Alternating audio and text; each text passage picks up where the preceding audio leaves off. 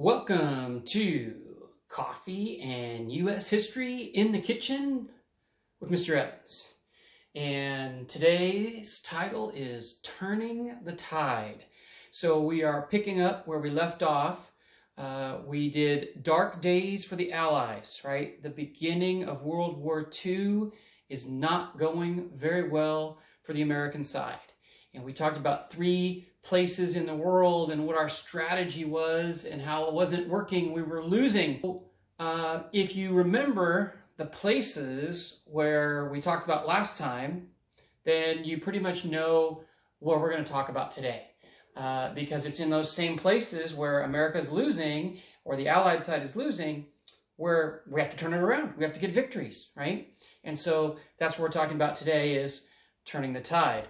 So the first place, if you remember, I discussed was North Africa, right? So the Allied plan was to take North Africa so that they could then go up through the soft underbelly of Europe.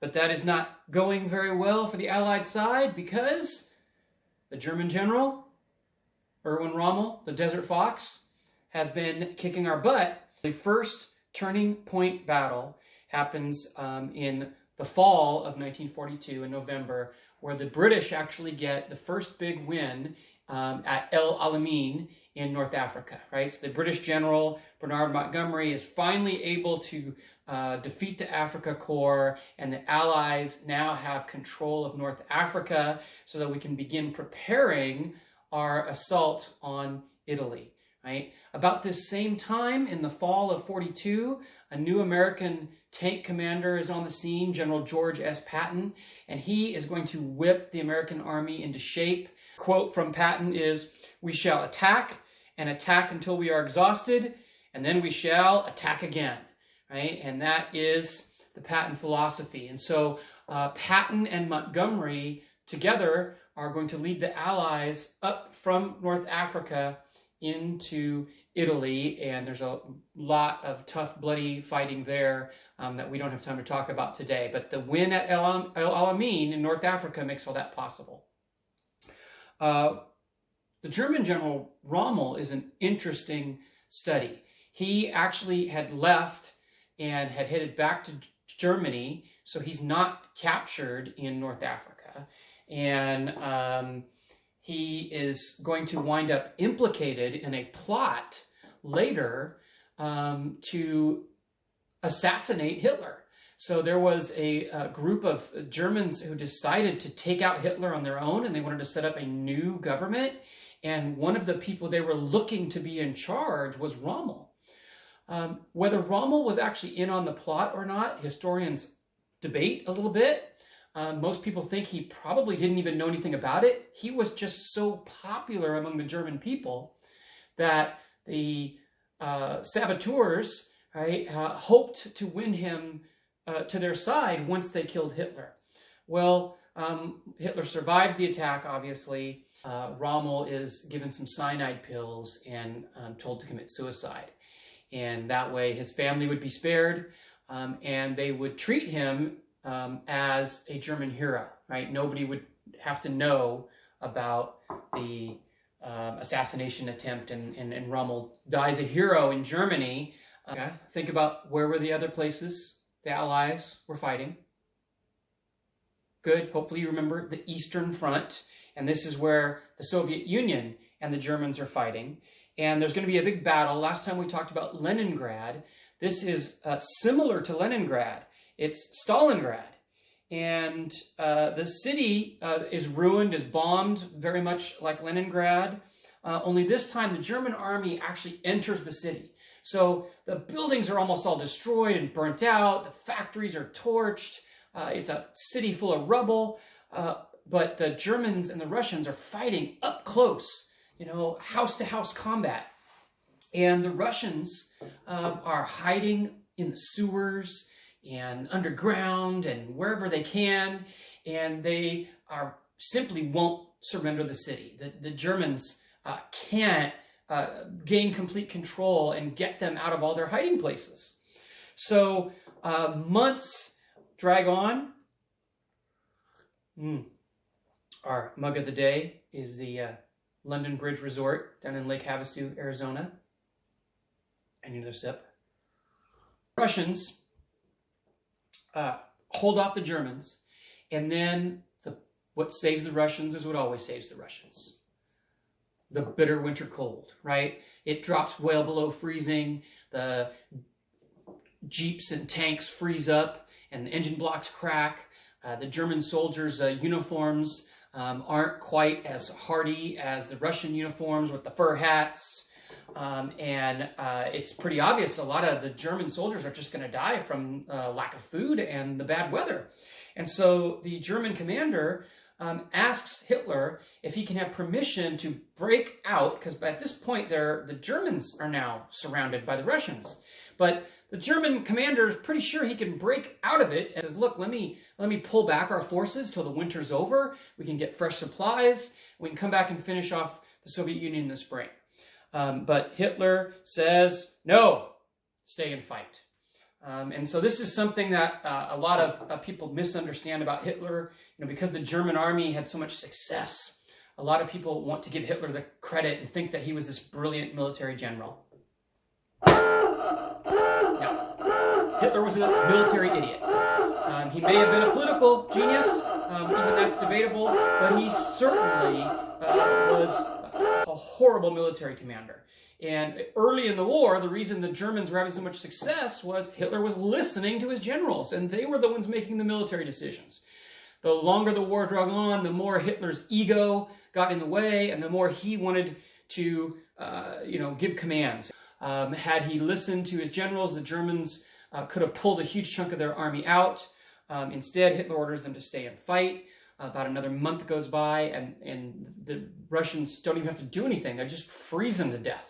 And so 91,000 Germans surrender in February of 1943. In total, about 500,000 German troops were either lost, killed, or captured at the Battle of Stalingrad. For the Russians, Stalingrad is the most important battle of the war, and maybe the most epic battle in all of human history, right? When you want to talk about the sheer numbers of people who died on both sides, it's enormous. And so from the Soviet perspective, right, they won World War II right there. It's important that you have that point of view for some of this stuff that we're going to talk about later, that you understand how the Russians view it. The turning point battle in the Pacific is going to be over a little island called Midway Island. It's going to be known as the Battle of Midway. It's a Navy battle. It's all boats and airplanes, right? And this takes us to a really important part of the kind of warfare that's done in World War II, right? The importance of aircraft carriers, right? So most airplanes in those days could only travel a few hundred miles. You couldn't fly, for example, from California and bomb Japan and come back, or even from Hawaii to Japan and get back. The planes, one of the main weapons that you needed was these giant aircraft carriers, right? That could transport hundreds of planes close to an enemy, and then you could attack them. The Japanese decide, however, that they're going to send 4 of their aircraft carriers to try to capture the island of Midway. The Americans have control of the island, and it's not very big, but it's an airstrip. It's a place where airplanes can land, get fresh gas, and take off again. What the Japanese didn't know was that American code breakers had broken pieces of the Japanese code. Some of the American code breakers had pieced together enough to figure out that the Japanese were planning to attack Midway. By the way, I'm going to insert something here. It doesn't specifically have to do with the Battle of Midway, but an interesting piece of U.S. history. So throughout the war, breaking codes was an important piece of the battle, right? Getting information was hugely important. And so both sides had thousands of people who worked on keeping their codes safe and protected and unbreakable, and thousands of people working on trying to intercept and break the other guy's codes. And throughout the war, the American side had the only code that was never broken. That was because the people transmitting the code weren't just using a code, they were using a unique language that outside of the United States, nobody spoke. The Navajo Indians, right? So Navajo Indians volunteered and joined the U.S. war effort in huge numbers, and they were trained to be code talkers, and they used their language as well as a code. So even when the Japanese were able to, pick up pieces and break the code, they didn't know how to translate any of the words, and so they couldn't figure out what was going on. Now, that wasn't specific to Midway, but an interesting part of U.S. history. And here's what you got to understand. In the 1940s, it's not like nowadays where you have satellites and you can see everything. There's no Google satellite. And sonar and radar were very limited. So you didn't know where the enemy ships were, which made these battles a lot more about strategy and guessing, sometimes a little bit of luck. But there's a lot of strategy involved because you don't know exactly where the enemy is sometimes. So if you launch your planes in the wrong direction and they don't find the enemy, you've wasted them. What if you launch your planes and you don't realize the enemy is right next to you and now they attack you and you don't have your planes with you to defend your boats? These are the kind of things that can happen, right? So look, there's a lot of strategy here. And the American naval commander, Admiral Nimitz, should get a lot of the credit for winning the Battle of Midway because he very easily could have said, look, we're just not going to fight at all.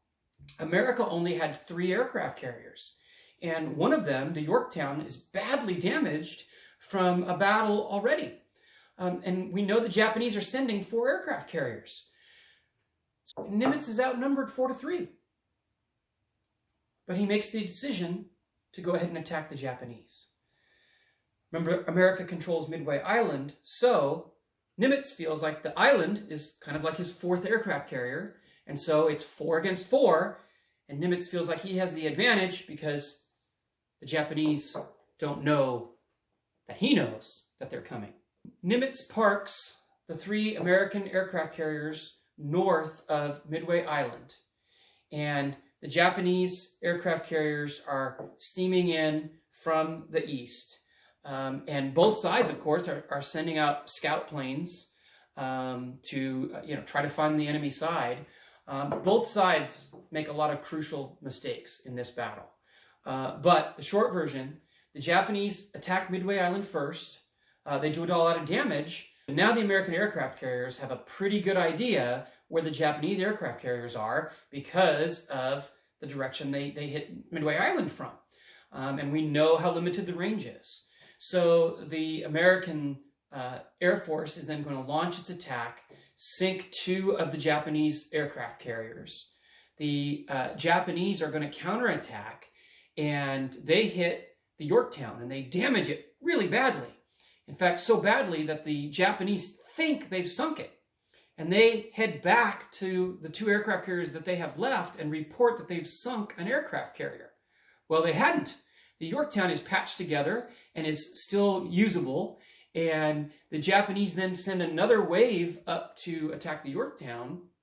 And they bomb the Yorktown again, thinking it's a 2nd aircraft carrier. And so, again, they don't quite sink it, but they head back and report to their bosses that they've now blown up 2 American aircraft carriers. But the other 2 American aircraft carriers are still in good shape, and now they are going to launch their attack and find the last Japanese aircraft carrier and destroy it. So the Japanese are going to lose 4 aircraft carriers in this battle, and the U.S. side only 1.